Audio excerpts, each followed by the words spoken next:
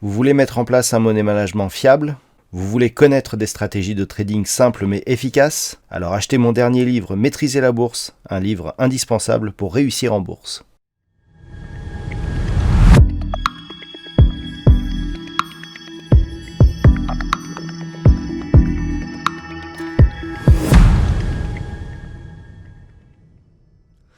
Bonjour à tous et bienvenue sur boursicoté.com pour cette nouvelle analyse technique du CAC 40 en clôture avec une séance qui a douché un petit peu les espoirs d'une reprise rapide sur l'indice parisien, puisqu'après une belle fin de semaine, on a ouvert sur un gap baissier à l'endroit même où il y avait un gap haussier à combler. Donc nous allons voir que ça donne une configuration technique assez particulière. On a ouvert quasiment sur le plus haut de la séance, on a enfoncé ici cette zone des 6670 points avant de revenir clôturer juste au-dessus, puisqu'à 6673,10, le CAC 40 perd ce soir 0,81% par rapport à la clôture de la séance précédente. Puisque, comme je vous l'indiquais, nous avions ici un gap, alors on ouvre un deuxième gap, et comme nous pouvons considérer que nous avons une bougie légèrement hésitante sur la bougie de vendredi, on peut effectivement parler de configuration de retournement.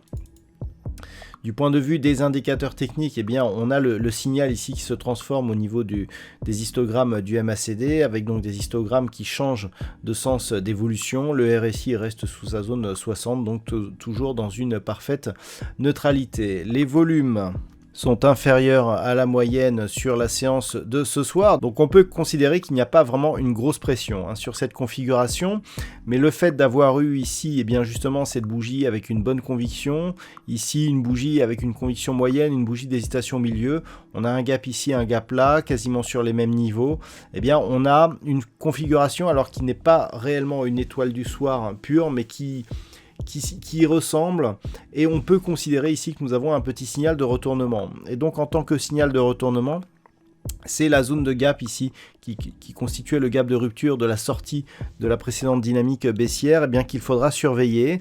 Alors ce matin je vous indiquais que si on continuait ici à casser notamment la zone des 6670 points, l'objectif était un retour ici sur cette zone 6608, voire même légèrement au-dessus.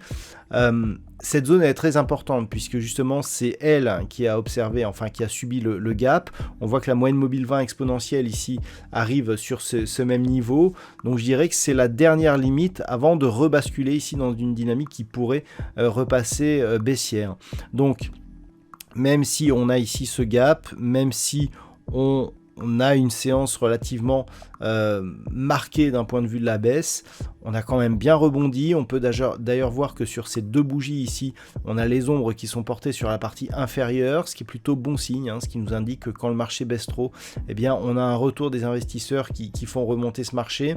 Donc je dirais que tant que l'on reste au-dessus des 6670 points, malgré ici ce gap baissier, on peut considérer que nous sommes toujours dans une dynamique haussière forte, avec comme objectif donc la zone des 6751, et donc confirmée par une rupture de cette zone, puisque depuis que l'on a eu ici ce premier test, on revient ici de cette manière. Si on repart à la hausse, on sera toujours dans une dynamique forte. Niveau je dirais d'affaiblissement de cette dynamique, c'est si on casse justement cette zone des 6670 et que l'on revient chercher ici les 6608.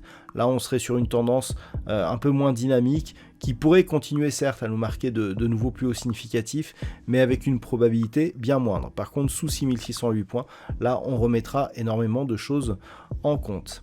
Voilà donc ce que l'on peut dire sur cette configuration technique pour ce soir. D'un point de vue statistique, on n'a malheureusement pas assez d'occurrences pour donner une statistique fiable. Je vais donc vous souhaiter une bonne soirée et on se retrouve donc dès demain pour d'autres analyses techniques, toujours sur le site boursicoté.com.